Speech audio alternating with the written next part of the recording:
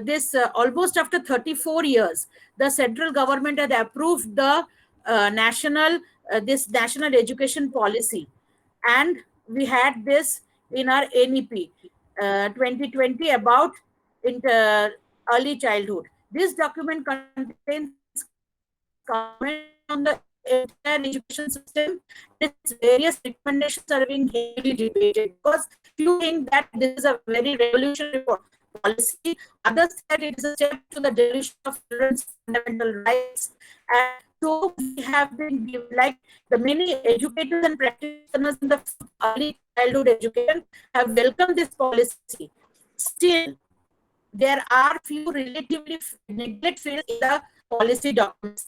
So here we have to set the stage accordingly to because we have to still set our stage for it, because we have given a framework, but it is not very precise, or it is not very clear to us. And so we have to have an effective implementation of this. First, let us go what is this early childhood means to us. It is also known as pre-primary school in places, and it is between the children aged to 3 to 6 years. Currently, in NEP 2020, we have included it till 8 years. So there you can see that there is a vast difference between two places in playhouses, preschools. Like in the urban areas, there are very modernized. There are high, like the fees are high. They give special facilities to children. Their playhouses are very different from the ones in the rural areas or to the backward areas. So today, like, we need to uplift those also. The one who are getting are staying in the urban areas in a very moderate place, they're going to a very nice playhouse which is very much decorated, as then teachers are all certified teachers, standard curriculum. But in Anganwaris, still in Anganwaris, we have only storytelling, poems and rhymes for the pre-primary. We don't have a standardized uh, this curriculum, neither we have any other technologies, nothing. So there is a vast gap between the playhouses in the different places. And so this here certain topics, that is, like, we study in, it is also not standardized curriculum. In the same place, some school is following a different curriculum from the other school. They are not going at par. Like in the boards, that 10th board or 12th board, whatever it is, a child must learn this much. But in pre-primary, it was not such precise that you have to learn. Few are teaching them alphabets, few are teaching them only creativity. Like, no, at this nursery age, it is not perfect for the child to write, but few are teaching them writing. So it is all different. So NEP has mentioned it, but now we need another specifically a curriculum till grade 2. Like that, what we have to do. In fact, as a society, we are unclear about what should be taught to this age group and how it should be taught. And this lack of clarity reflects in our preschools, which has to be taken care. Now, like, during, we know that in playhouses in early childhood, specifically precises on holistic development, all-round development, the gross motor skills, the fine motor skills development. But for that, we need not have a teaching the children or alphabet, or it can be taught in different ways. These gross motor skills, fine motor skills can be taught in different creative ways. And for that, like Mona ma'am said, the teachers has to be very creative. The teachers has to be trained properly. The teacher should be, first, the teacher should also consider that preschool is an important part of a student in a student's life. So previously we had like this, that preschool teachers, like, they are taking care of, so they may not be that much qualified, they may not be able to speak in English, or they may not be a certified or a trained teacher, because after all, we have to only look after the child. But this is having a very adverse effect with the kids. We have to have certified teachers. And in India, the preschool teachers are, I'm frankly speaking, I don't know what is others idea, but according to me, they are the least paid teachers in the school. everyone is paying a high salary to the higher classes, but everyone is neglecting the preschool teachers, which is the base. And so qualified teachers are not opting for preschools, they are opting for higher classes, and so our children are suffering for this. Even we forget that when a child is passing out 10th or 12th, we give all the laurels to the teachers who are taking the 10th standard or 8, 9, 10 standard or the 11, 12 standard. We never give the laurels long back that the child has studied in this class in preschool, this is the teacher. We forget that. So this is what should be mentioned, that the preschool teachers should have salary equal to the higher class teachers. At Then par. only we will get good teachers in pre-primary, which we can like, then with the future of our country will be better, our children will learn properly. Because like when we have when like the both the mothers are working, both the parents are working, I rather say, both the parents are working, at that time the child is left with whom? The maid. Now, what can a maid teach a child when the maid is herself not that educated? So the child is in the hands of the maid. Similarly, in the school also, if the teacher is not a certified teacher, not trained properly, then it is very difficult to the child to grow up in a good base. But if you keep at home, we think that the child has to be only taken care, so we keep the maid, we pay him a handsome salary, some 1,000 rupees, 4 5 thousand rupees, or maybe 10,000 rupees, and then the child is being taken care. But have we ever thought of keeping a proper governess who is educated for my child, so that my child can learn properly, my child can be in good atmosphere, the child has to be taught, the child can be taught manners. So this is the age, the early childhood is the age, it is the like basic age where we have to nurture the child very very softly, very, we have to be soft, but we have to discipline the child at the same time. It is not that we always say yes or agree to what the child has to say.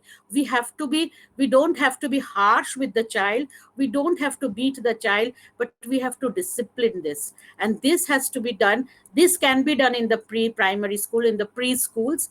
But the government is not giving, either the government or till the parents also don't think that pre-primary school is, they are neglecting this ages, the 3 to 6 years of age. They think that the child can grow up and after first standard or second standard the child will be doing good. But when the child comes to, when this child is being neglected at his early age, and when it reaches fourth and fifth, already the parents say that mera child buddhu hai, my child is not learning, he is not that much intelligent, he cannot do it. But we do not consider that we have neglected his early years of age. So we want, like, there should be a fixed curriculum for the pre-primary, like what we have for the boards, which is because everyone is following a different curriculum. Few are going for cursive writing.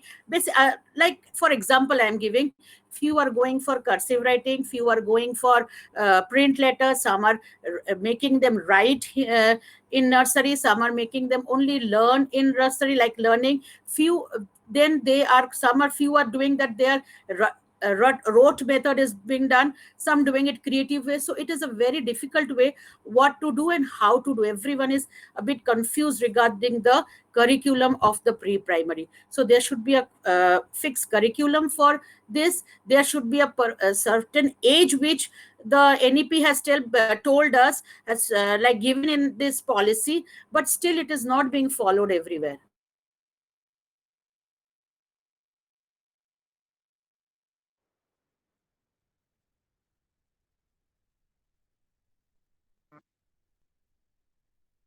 We have lost your voice. Other places, pardon, in the other in the higher cases it is like this, that there is some instruction from the DEO office, local DEO office, who is giving the instructions that if you take a child below 6 years of age in first standard, you will not get the identity number, UID number and all. But in nursery, KG and pre-primary it is not so. So everyone is following their own rule and they're going in their own way. But since after all these years of negligence, NEP 2020, I'm grateful that they have thought about the early childhood, and they are doing for the, like, they have precise some policies, but it would be monitored and checked whether it is being followed or not. And there should be a bit more precise about this preschool, because it is the most important. Though we neglect it, it is the most important part of a child's education, the most important years in the child's education. This is what I want to say about that. We have to only set our stage, we only have to do it. Then if we all agree together, then only it will be working together. Thank you so Right. much. Thank you, Rima ma'am. You talked about early childcare education. I believe that one big achievement this national education policy has already done that. It has created that mass awareness about the importance Yes, of these early years. true. In fact, I see a lot of people who are talking about the importance of these years. For the first time, I believe I've been working in education for last 14, 15 years. For the first time, I'm hearing that we need to have that fixed curriculum. In fact, for the first time, I just got to know that we don't have a fixed curriculum for these years. You know, so at least now people have recognized that, and people are talking about it. You talked about a lot of confusion which is there among the different the parents, teachers, and society about the need of these years. So there is no formal training has been provided to people. You also talked about the kind of delicacy we need, to handle these students in their formative years. And the key highlight was you also called upon that we need to have that kind of fixed curriculum. So big thanks, Rima ma'am, for sharing these important and valuable points. I'll be coming back to you with questions. Thank you. Thank you. And now I would request Jaswinder sir, if we can have your ideas, your thoughts. Yeah, thank you, Rajulji, and good evening once again to all the participants. I would like to start with the point where almost all the speakers have spoken about the inclusion of vocational training, how it is going to impact and why is it that it was done. I would like to talk about one thing. There was a research done by MIT, Massachusetts Institute of Technology. When they did the research, they said that which part of the human body uses the brain the maximum. They said, let's draw the human body again with the that part of the body should be the biggest or the largest, which uses the brain the maximum. Any guesses which part of the human body was shown to be the biggest? Any guesses from anybody? So, okay, I will come straight to it. That whole drawing had the human head this much, okay? The body was this much, the legs were this much, but the hands were this big. The hands use the brain the maximum. That is why we say that when we go in for vocational training, when they do something on their own, say even if they're doing carpentry, it is not just carpentry, it is working more on the brains. A child may not want to become a carpenter. A child may never have to use a saw or a hammer, but that is not important. A child may not become a mechanic. A child may not become a potter. But when he uses his hands in the early years, or maybe up to a certain extent, the brain development becomes better. So that is why we need to have vocational training. One. Second is, when we get vocational training, there is respect for each and every vocation. Dignity of labor. That is one thing that is not there in our culture. That is why we say that there's unemployment. But tell me, I've got all ladies here. If you want one engineer, you get 5. You got one chartered accountant, you get 5. You want one plumber, you don't get him. And believe me, you pay the plumber more than what you pay your doctor. So that is what we need to do, is we need to get everybody into this. If we respect these jobs, people will go in for that.